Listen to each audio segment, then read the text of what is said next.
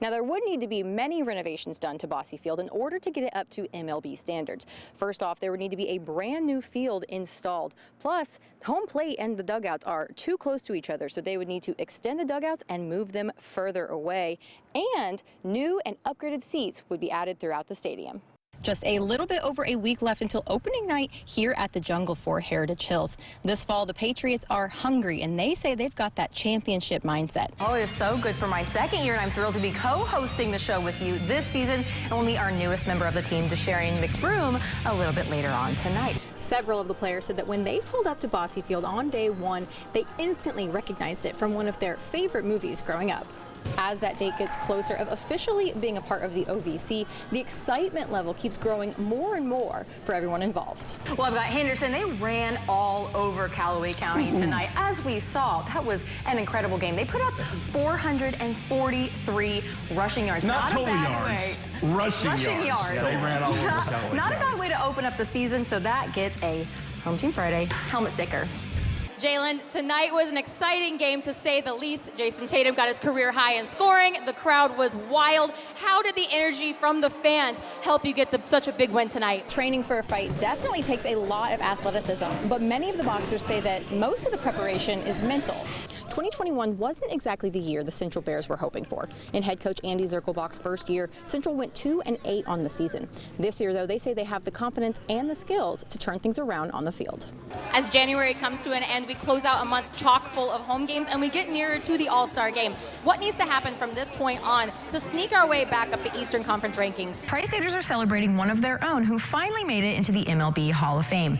Born in Princeton, raised in Petersburg, Gil Hodges now has his forever home in Cooperstown. How does it feel to have all of Boston chanting your name tonight? Man, it's a blessing. Thank you, Boston.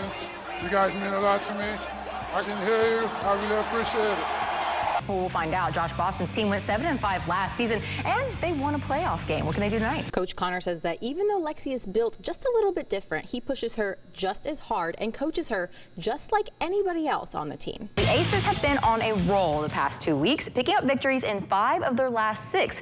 They were closing out the series against Indiana State on the road on Sunday, coming off of a high after chopping down the Sycamores 14-0 on Saturday. For the first time in 6 years, the Indiana Hoosiers got to see their name on an NCAA tournament bracket once again.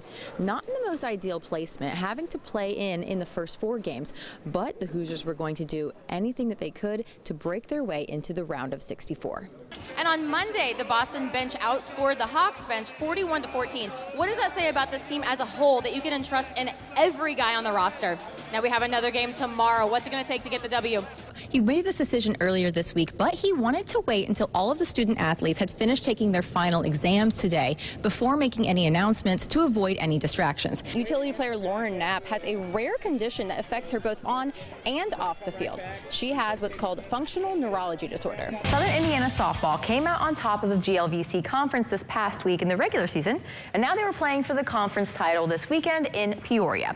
Well, right now it's all about college basketball and people's March Madness brackets. And here in Kentucky, it's always about horse racing. But this new bill could open up many opportunities for bettors. Well, the madness has begun for Hoosiers. March is already the best time of the year, and now for the first time in 6 years, they get to see Indiana on that bracket. And then they opted out of playing last season, so this season is their first year back, and it's their first time in the playoffs since 2018. So fans here at Swander are rowdy. Well, after seeing how much fun Bill Ping and his family had this weekend sledding down the hill, I had to come check it out for myself. Rounding out the month of July at Bosse Field on Sunday was a rubber match between the Otters and the Tri-City Valley Cats. Bottom of the 5th, Tri-City is up 2-0 so far. Miles Gordon's at bat, and this one will be able to get through to right field. That's good for a base hit, and Jacob Bisharat makes it home, slides in to put the Otters on the board. Top of the 7th, Joey Campagna hits hard to left field. Nothing to do but watch it and wave goodbye. That ball is gone for a 2-run homer, and the Valley Cats now lead by 3. Bottom of the 8th, Otters trail 6-2. Steven Sensley kicks off this inning on the first pitch, sends that out past the patio, cutting the deficit with another homer. And same inning, runner on second, Andy Armstrong hits it through to the left side. Baez rounds third and gets home to close the gap. But those comeback hopes were mauled by the Valley Cats. Tri-City put up 4 more runs in the top of the 9th to secure the 10-4 win. In Pittsburgh on Sunday, IU grad Kyle Schwarber and the Phillies in town. Schwarber sends this one absolutely flying to left center. That ball goes 441 feet for his 33rd bomb of the year.